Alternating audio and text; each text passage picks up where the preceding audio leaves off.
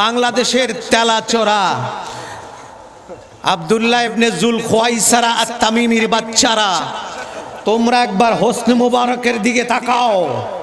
হোসনে মুবারকের সাথে কথা বলো। 45 মিনিট ঈদে মিলাদুন্নবী সুন্নতের বক্তৃতা দিল। বাংলাদেশের সমস্ত জুল খুয়াইসারার বাচ্চাদেরকে বিক্রি করলে আল্লামা তানতাবির এক স্যান্ডেলের দাম হয় না। আল্লামা তানতাবির এক স্যান্ডেলের দাম হয় না। সে তাম মিশর নয়, শুধু গোটা দুনিয়াকে চ্যালেঞ্জ করে বলেছে ঈদে মিলাদুন্নবী আল্লাহর সুন্নাত। নাহমাদুল্লাহ তাবারাকা ওয়া তাআলা ওয়া নুসাল্লি ওয়া নুসাল্লিমু আলা নাবিয়িনা মুহাম্মদ الذي أشرف الأنبياء والمرسلين وعلى آله الطيبين الطاهرين المكرمين وصحبه أجمعين। ঐতিহাসিক লাল দিঘির ময়দানে আন্তর্জাতিক সুন্নি মহাসম্মেলনের সম্মানিত সভাপতি, মদিনাতুত তৈয়বা মদিনা মুনাওয়ারা থেকে আগত আওলাদ রাসূল, আমাদের দেশ ও অন্যান্য দেশ থেকে আগত হাজারাতে উলামায়ে কেরাম, চট্টগ্রামের হাজারাতে উলামায়ে কেরাম, উপস্থিত প্রিয় জওয়ান ভাইরা, আমি আসলে গত 8 দিন যাবত বিছানায় শয্যাশায়ী ছিলাম। গতকালকে কেবল বিছানা থেকে উঠে আপনাদের খেদমতে আজকে এসেছি, কথা বলার মতো কোনো সুযোগ নেই। আমার শ্রদ্ধেয় ভাইজান মাওলানা মুফতি ওসিউর রহমান বলেছিলেন 1 ঘন্টা কমপক্ষে আপনার অভিজ্ঞতার আলোকে, আপনি বিশ্বের বিভিন্ন দেশ ভ্রমণ করেছেন, সেই অভিজ্ঞতার আলোকে কথা বলবেন। কিন্তু আজকে খুশি হয়েছি যে খুব অল্প সময় বলতে হবে, আমার জান বেঁচেছে। যেহেতু কথা বলার মতো সুযোগ আমার নাই, প্রতি মিনিটে কমপক্ষে 50টা কাশি। তা এখন কি হবে জানি না, শুরু করলে আপনারা দোয়া করেন। হাজেরিন, গত রমজানের আগে 10,500 কিলোমিটার রান করে রমজানের 5ম দিন আমি বাংলাদেশে ঢুকেছি এবং সেই রমজানে আমাদের এই চট্টগ্রামের মাহমুদ এবং চট্টগ্রামের আরও কয়েকজন ভাই, তাদের সহযোগিতায় সর্বপ্রথম যে অভিজ্ঞতা আমি হাসিল করেছি, 2 নম্বর একটি শব্দ আছে আদব, আদবের উল্টো শব্দ বেয়াদব। রাসূলুল্লাহ হাদিস শরীফে আমাদেরকে বেয়াদবের সাথে পরিচয় করিয়ে দিয়েছেন। এই বেয়াদবের কি পরিচয়? 2। 3 নম্বর, আমাদের এই লাল দিঘি ময়দানের আন্তর্জাতিক সুন্নি মহাসম্মেলনের প্রয়োজনীয়তা। 4, সারা বাংলাদেশের 15 কোটি মানুষ, আমাদের দিলের আবেদন কি? 5। এই 5টি কথা আমি 15 মিনিটে বলে শেষ করব ইনশাআল্লাহ। আপনারা নীরবতা দিয়ে আমাকে সহযোগিতা করবেন।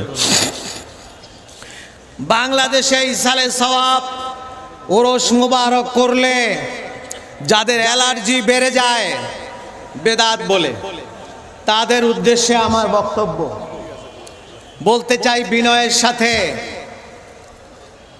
ঠাকুরের দাড়ি থেকে যদি ভাত পড়ে যায় সেটাতে কোনো কাফফারা লাগে না, আর আমার দাড়িতে ভাত লেগে পড়লে 1 পাঠা বলি।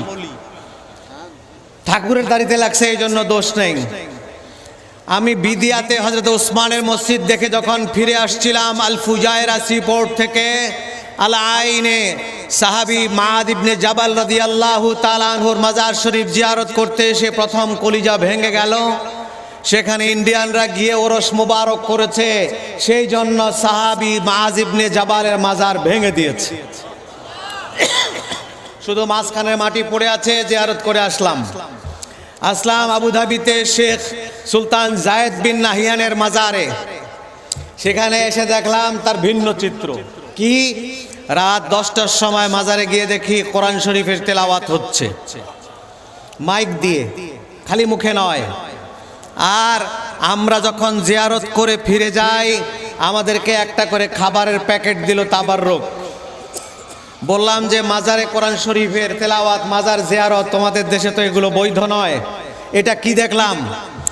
ওরা বলল সুলতানের নসিহত ছিল, মৃত্যুর আগে বলেছে আমার দুইটা কথা তোমরা পালন করবে। একটা হলো যে আমি মারা যাবার পর আমার কবরের পাশে 24 ঘন্টা কোরআন শরীফের তেলাওয়াত হবে। কিভাবে করবা তোমরা জানো। আরেকটা হলো আমার কবর যারা জিয়ারত করতে আসবে জায়েরিন, তাদেরকে না খেয়ে যেতে দিবে না, সবাইকে খাওয়াবে। এই দুই আমল করতেছে আজকে 5 বছর যাবত। সংযুক্ত আরব আমিরাতের প্রেসিডেন্ট ছিলেন শেখ সুলতান জায়েদ বিন নাহিয়ান, তার এই দুইটা ওসিয়ত পালন করতেছে কয় বছর? 5 বছর যাবত। খাবারের বাক্স খুলে বাইরে আমরা রেস্টুরেন্টে গিয়ে খাবারের প্যাকেট খুললাম খাবার জন্য, এক একটা প্যাকেটের মধ্যে বাংলাদেশি মুদ্রার 6000 টাকার খাবার আছে। ফুলফিল 5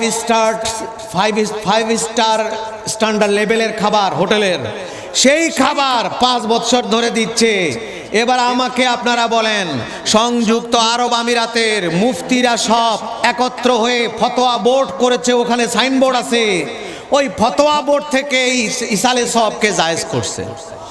তাহলে সংযুক্ত আরব আমিরাতের প্রেসিডেন্টের মাজার জিয়ারত করা, তার মাজারে গেলে তো তাবারুক খাওয়া এবং সেখানে কোরআন তেলাওয়াত করা, এটা কি ইসালে সব নয়? আমরা সারা রাত কোরআন শরীফ পড়ি, ওয়াজ করি, সকালে তাবারক দেই, এইটা হয় বেদাত। আর ঠাকুরের মাজারে সারা রাত কোরআন শরীফ পড়ে আর সেখানে খাবার দেয়, এইটা হয় না বেদাত?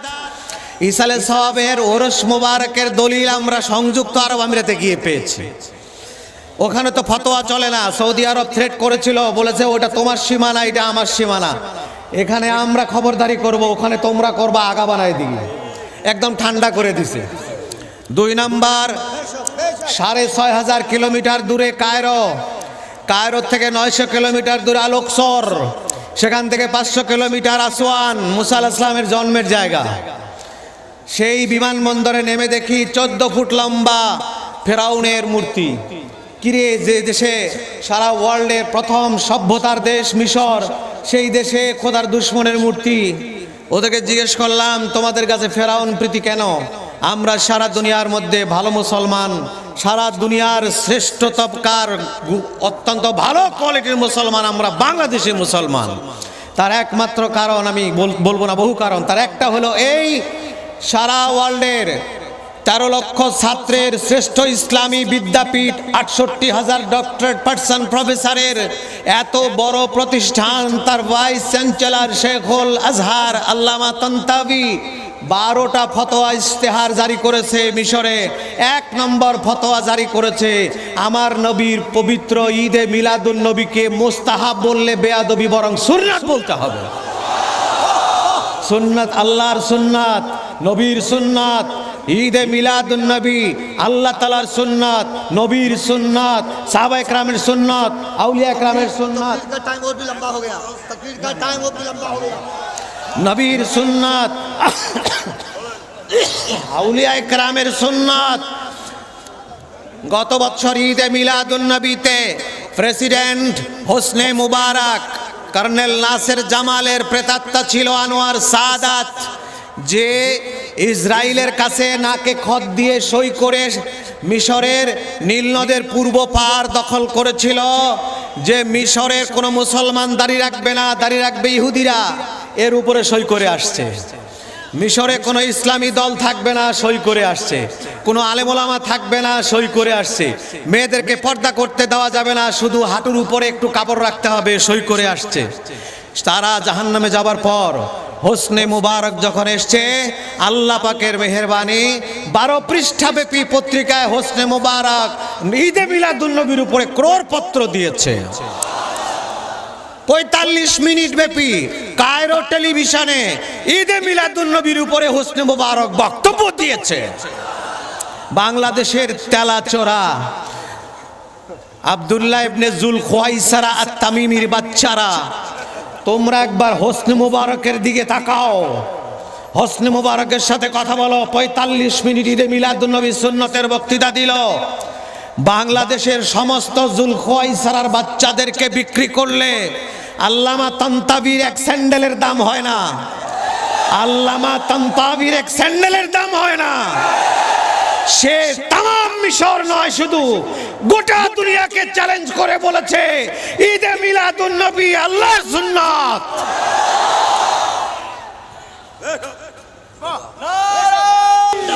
হাজিরিন শুনেন, তাহলে আজকে আমরা দেশ বিদেশ দেখলাম, কিন্তু তারা বলে যে ফিরাউন হুয়া খান হুয়া মালিক আকবর, কয় আমাদের ফেরাউন আমাদের গৌরব, কেন?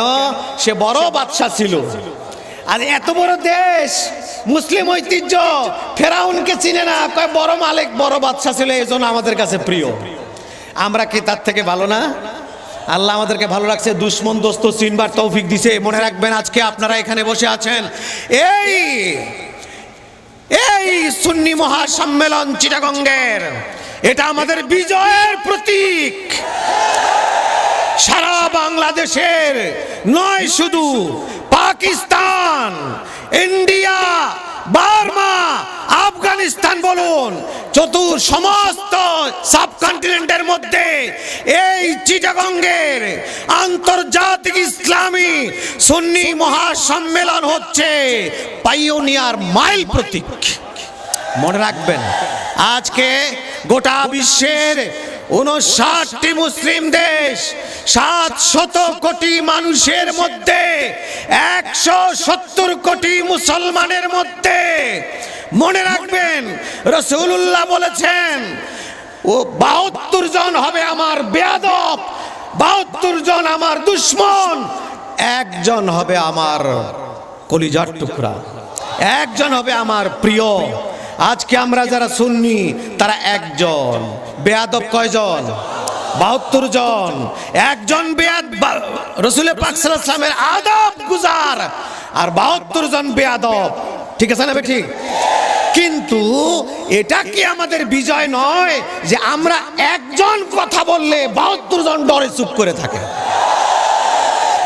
একজন কথা বলি আমরা, 72 জনের মধ্যে একজন, 72,000-এর মধ্যে 1,000, 72 লাখের মধ্যে 1 লাখ, 72 কোটির মধ্যে 1 কোটি, এই 72 কোটির মধ্যে 1 কোটি 72 জনের একজন আমরা কথা বলছি এই সুন্নি মহাসমাবেশে। গোটা চিটাগাং চুপচাপ কিনা বলেন? কারো ক্ষমতা আছে কথা বলবার?